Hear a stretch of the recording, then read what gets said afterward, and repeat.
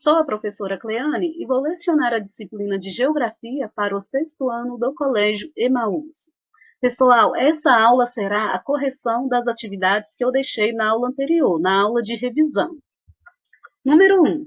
Observe o mapa ao lado. Imagine que você e um grupo de amigos vão fazer um tour pela América do Sul, nos pontos marcados no mapa. Considerando a Rosa dos Ventos, quais direções percorrerão caso saiam de Caracas para o arquipélago Fernando de Noronha? Primeira coisa que tem que lembrar, gente, é que quando a gente se orienta pela Rosa dos Ventos, a gente tem que localizar o norte.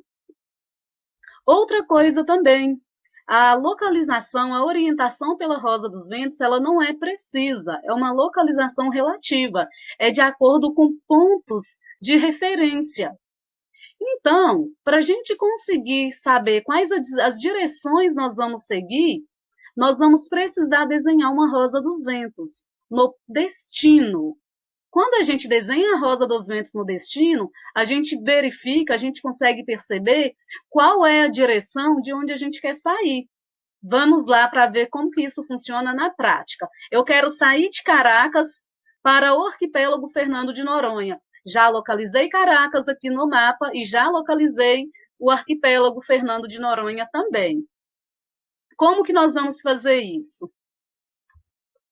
O Caracas, observem de acordo com a Rosa dos Ventos, ela está a noroeste do arquipélago Fernando de Noronha. Então, se eu quero sair de Caracas, eu vou seguir na direção noroeste. Eu vou sair de noroeste em direção a sudeste. Observem, Fernando de Noronha está a sudeste de Caracas. Então, as direções serão de noroeste para sudeste. Saiam do arquipélago Fernando de Noronha para Brasília. Observem, Brasília está em qual direção em relação a Fernando de Noronha? Brasília está, o Fernando de Noronha, né, na verdade, está a nordeste de Brasília. Então, eu vou sair da direção nordeste para sudoeste. Observem que Brasília está a sudoeste do arquipélago Fernando de Noronha.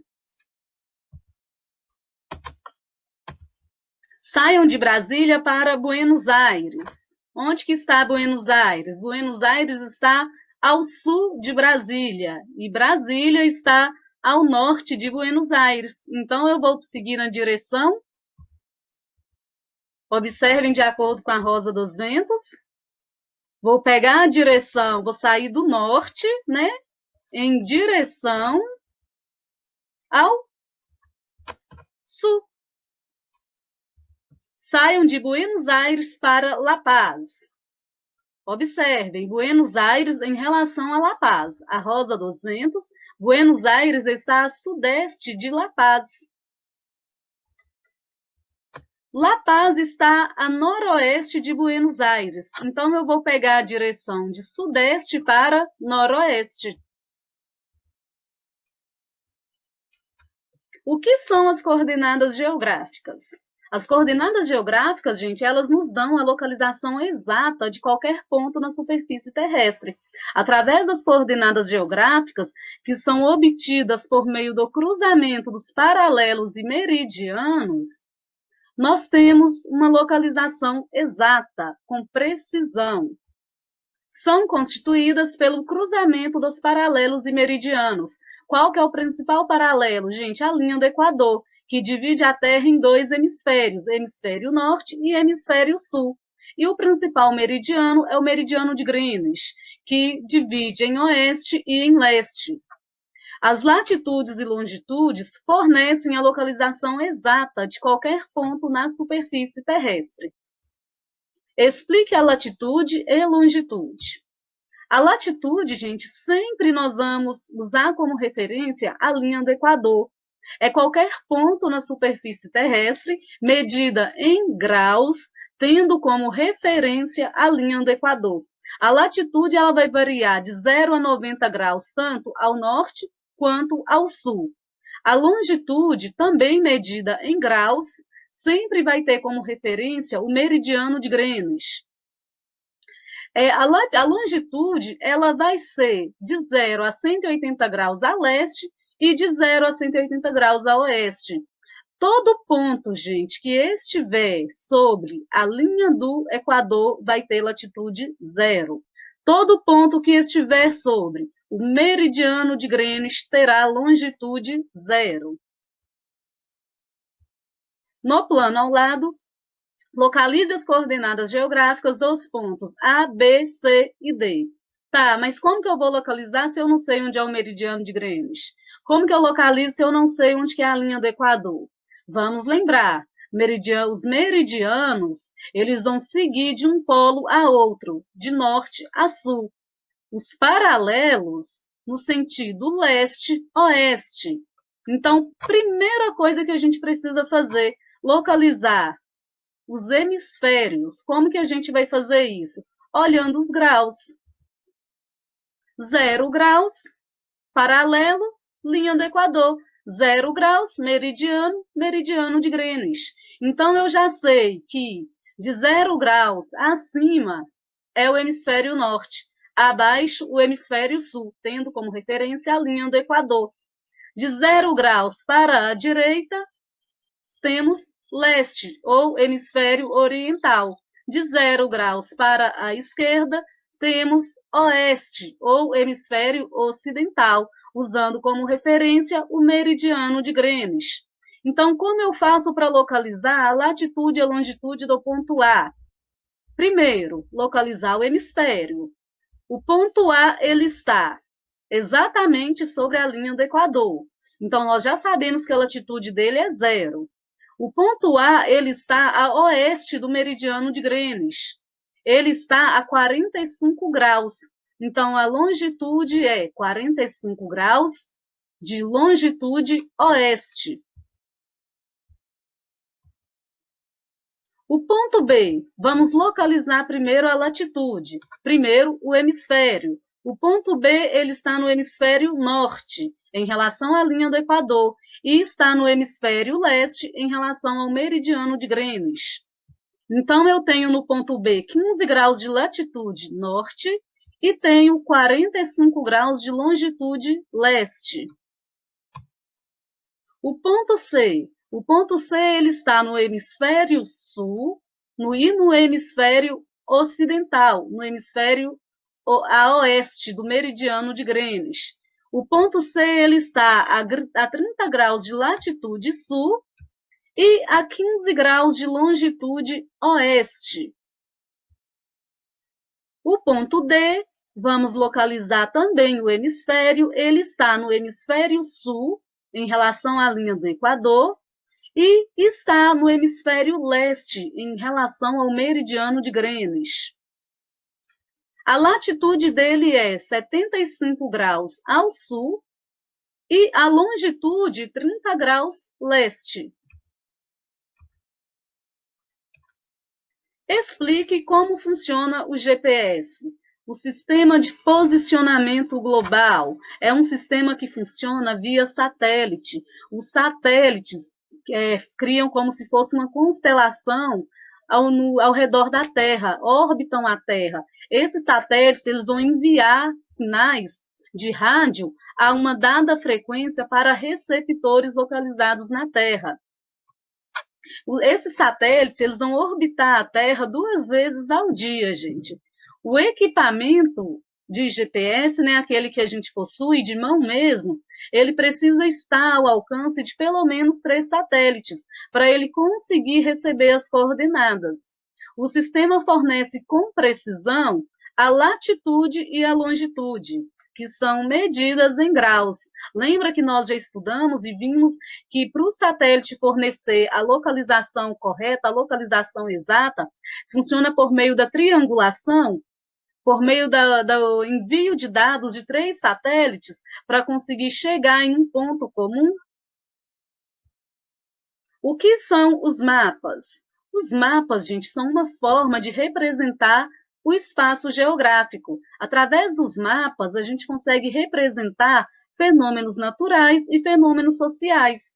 Os mapas, eles existem há muito tempo. É uma forma de representação muito antiga. E com o passar do tempo, com a aquisição de novos conhecimentos, com o desenvolvimento da tecnologia, com o aprimoramento da técnica, esses mapas eles vão se tornando cada vez mais precisos. Além de nos transmitir informações, mensagens, né, os mapas também, gente, eles podem ser usados como localização, como orientação. Os mapas eles são construídos em uma visão vertical, sob uma perspectiva vertical. O que quer dizer isso? Como se a gente estivesse vendo de cima para baixo. Para se elaborar um mapa, é preciso conhecer a área, é preciso conhecer a dimensão do terreno. E é preciso saber o que você quer representar quando vai elaborar um mapa. O mapa ele é uma representação em escala reduzida de um lugar qualquer em um plano. Pode representar fenômenos sociais e fenômenos naturais, além de servirem como um instrumento de localização e orientação. Quais são os elementos de um mapa? Explique cada um. Para a gente poder entender melhor o mapa, compreender o que o mapa quer nos dizer, né? Conseguir fazer a leitura deste mapa, é preciso que a gente entenda os elementos deste mapa. Quais são estes elementos? São o título, que é o elemento central, que vai nos dar um panorama geral, né, sobre o que o mapa ele está tratando, sobre o assunto do mapa.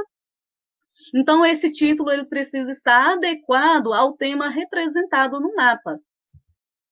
A fonte, que é o local de origem das informações para a elaboração deste mapa. É a fonte também, gente, que nós vamos poder saber sobre a veracidade dos fatos, né? Se os fatos são verdadeiros. Legenda. A legenda fornece o significado dos símbolos presentes em um mapa. A legenda se refere às convenções cartográficas, ou seja, à linguagem cartográfica universal, as representações no mapa que são utilizadas em todo o mundo. Por isso que fala-se convenções cartográficas. Convencionou-se, por exemplo, que a água vai ser representada na cor azul. Convencionou-se que as florestas serão representadas na cor verde. A orientação. A orientação, ela refere-se à direção, ela indica onde está o norte. Quando a gente sabe onde está o norte, é mais fácil presumir, né, identificar as outras direções. Escala. A escala indica a redução que o espaço sofreu para caber no plano, sempre respeitando, gente, as proporções dos elementos, para poder representar em um mapa. A escala ela pode ser gráfica ou numérica.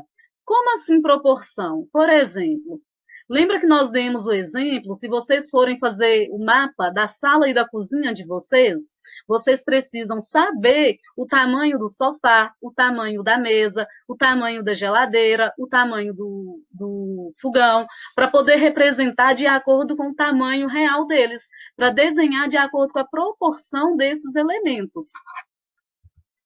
O que é a escala e como ela pode ser representada?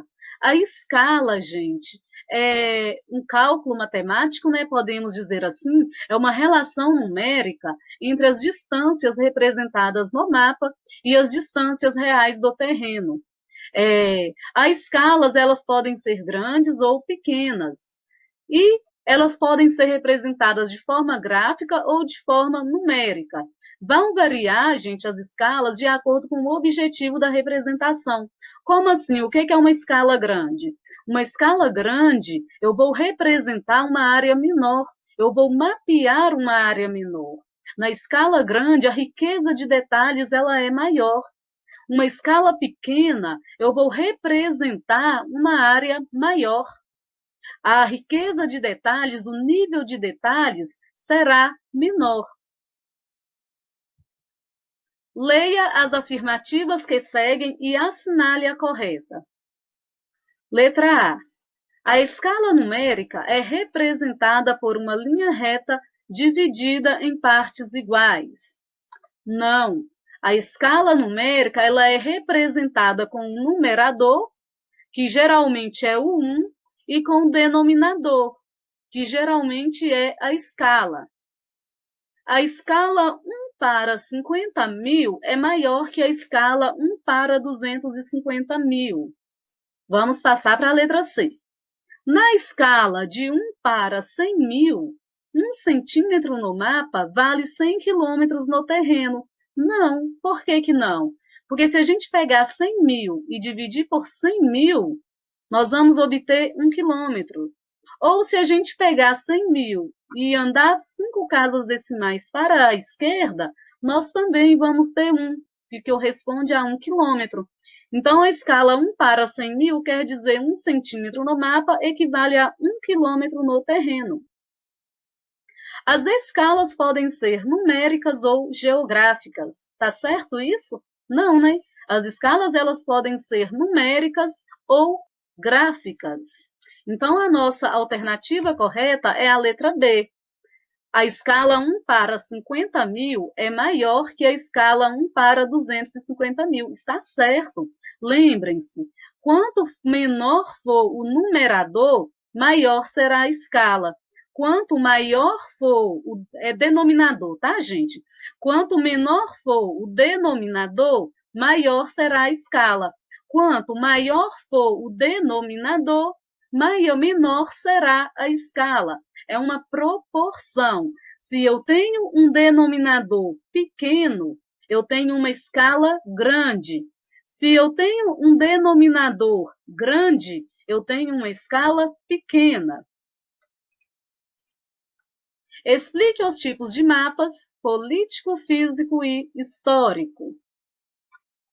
O mapa político ele vai servir para representar a divisão territorial de um país, do mundo, de uma cidade, de um estado. O mapa político ele vai mostrar os limites territoriais desses municípios, desses países, destes estados. Representa as divisões territoriais do local mapeado. Indica os aspectos políticos, como fronteiras entre países, limites de municípios, divisões administrativas e etc. Os mapas físicos. Esses mapas físicos vão representar as características físicas da área mapeada, como, por exemplo, a altitude. Neste mapa, por exemplo, a gente sabe que a região mais escura é a região que possui maiores altitudes. A região mais clara é a região que possui as menores altitudes. Apresenta as características físicas do lugar mapeado, como, por exemplo, relevo, hidrografia, clima, vegetação, dentre outros. O mapa histórico, gente, o mapa histórico, ele vai representar o espaço geográfico naquele período. O mapa histórico vai representar como que as pessoas se apropriavam do espaço geográfico naquela época. A gente tem que lembrar que o espaço geográfico ele é dinâmico, ele está em constante processo de transformação. O ser humano está constantemente fazendo alterações nesse espaço geográfico. Então, se era de uma forma no passado, ele sofreu mudanças ao longo do tempo. O que representa esse mapa, Terra Brasilis. A gente pode perceber que até o contorno do território brasileiro é traçado de forma diferente. Analisando este mapa, a gente percebe o que o mapa quer nos dizer. Vamos verificar. Nós temos as caravelas no litoral, nós temos árvores, muitas árvores, aves, animais e temos indígenas fazendo o transporte de madeira. O que isso indica? Que a caravela ela está aqui, que vai receber essa madeira para ser transportado. Então, o mapa histórico ele vai nos trazer o contexto, né, a história de como era este local em determinado período. Representa fenômenos e acontecimentos no passado. Apresenta acontecimentos importantes de determinados períodos e mostra como as pessoas de determinadas épocas se apropriavam do espaço geográfico. Além desses mapas que nós vimos, gente, existem outros tipos de mapas temáticos. Estes mapas são mapas temáticos, são mapas elaborados por tema. Um exemplo é o mapa populacional. Um outro exemplo é o mapa da população urbana, o crescimento da população urbana, como a gente pode observar em relação ao território brasileiro, de 1940 a 2010. A gente consegue perceber quais estados, quais regiões no Brasil possuem uma maior população vivendo nas cidades.